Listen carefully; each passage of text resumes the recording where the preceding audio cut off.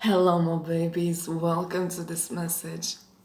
This is something about past lives that I want to talk about, and it's something that is confusing for many.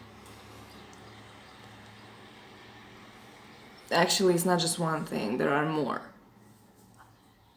One, I heard someone saying at one point that you only have a limit, like you have a limit for the number of incarnations that you have, and that is 30. It's false, you don't have any limit. It's you can have as many incarnations as you require for your growth, depending on what you want to grow, how you want to grow as you, the soul who you are.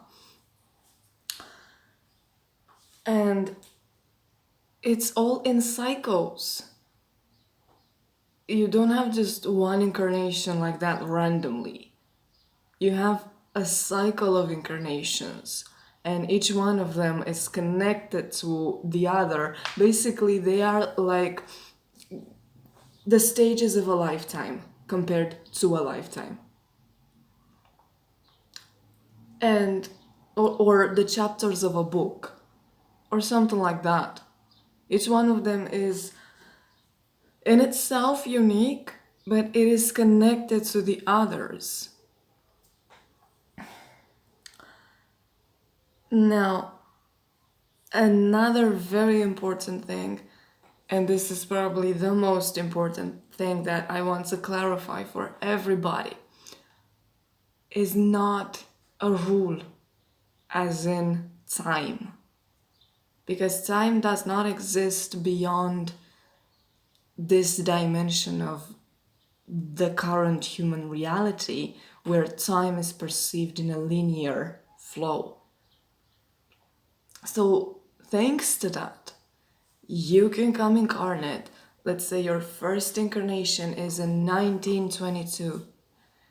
Then your second incarnation can be in 2030 before Christ. And then your third incarnation can be in 2030 after Christ. And then your fourth incarnation can be in 400 before Christ. Stuff like that. You know, it's, you can first come incarnate into the modern era, let's say 16th century, and then you can, after that, you can come incarnate in antiquity, let's say the 3rd century.